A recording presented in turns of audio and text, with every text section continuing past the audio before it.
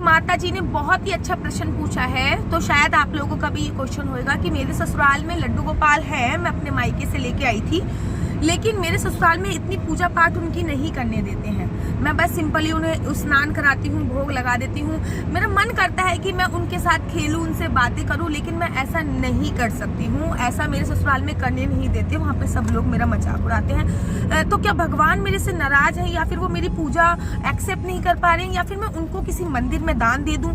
तो लेकिन उन्होंने इस साथ में ये भी बोला है कि बेशक मैं उनकी शारीरिक रूप से सेवा नहीं कर पा रही हूँ अपने ससुराल वालों के डर से, लेकिन मैं उनकी मानसिक सेवा जरूर कर रही हूँ। क्यों? क्योंकि वो कहती हैं कि मैंने उठते जागते सोते उठते 24 घंटे मेरे दिमाग में मेरा लाला, मेरा लड्डू गोपाल घूमता रहता है। अब एक बात का माता जी आप खुद ही बोली, उन्होंने में से 2-3 बार ये क्वेश्चन पूछ लिया, तो मुझे इसका रिप्लाई देना। आपका आंसर ही आपके क्वेश्चन में है।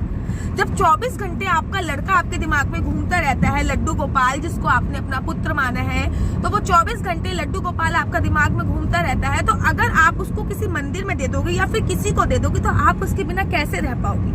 नहीं रह पाओगी ना। भगवान कहते हैं कि मुझे सच्चे मन से याद करो। आप उनको अपने हृदय से याद कर रही हो, ये सर्वोत्तम बात है। ये जरूरी नहीं है कि आप उनकी शारीरिक सेवा करो। जितना हो रहा है, जितना आपकी फैमिली वाले अलाउ कर रहे हैं, आप उनकी शारीरिक सेवा उतनी करो, लेकिन उनको सच्चे मन से याद करें। आप लोगों ने वो कथा तो सुनी होगी विदुर रानी की, कि दुर्योधन की मेवा त्यागी, दुर्योधन की मेवा त्यागी और घर खायो। अर्थात उन्होंने, दुर्योधन ने भगवान श्री कृष्ण के लिए 56 प्रकार के भोगों का इंतजाम किया था, लेकिन श्री कृष्ण जी विदुर के घर पे गए और विदुर रानी श्री कृष्ण जी को देखकर अपना हाव भाव खो बैठी थी, और वो केला केला तो नीचे गिरा रही थी और महाराज छिलका छिलका खिला रही थी, और मेरे कन्हैया छिलका छिलका बड़े भाव से खा रहे थे। उन्होंने 56 प्रकार की मेवा त्याग दी थी। क्यों? क्योंकि विदुर का और विदुर का जो दिल था वो बहुत पवित्र था, वो उनको दिल से मानते। तो भगवान की सेवा आपको दिल से करनी है। हाँ, अगर लड्डू गोपाल आपके घर पे है तो आपका ये कर्तव्य है कि जितना आपसे हो रहा है, जैसे कि सुबह उठाना, स्नान कराना, भोग लगाना। अब ऐसा तो नहीं हो सकता ना कि बच्चा कोई आपके घर पे हो, आप उसको दूध ना पिलाओ, है ना? तो इतनी सेवा तो आपको करनी ही करनी है। इफ इन केस आपके ससुराल वाले इतनी सेवा करने की भी परमिशन नहीं दे रहे, तो मैं आपको ये बिल्कुल प्रेफर नहीं करूंगी कि आप उनको मंदिर में दिया या फिर किसी ऐसे को दे दो जो उनकी सेवा ना करे। आप मुझे दे दीजिए। अगर आप मेरे को देना चाहती हैं तो मैं बकायदा अपना एड्रेस आपको सेंड कर दूंगी।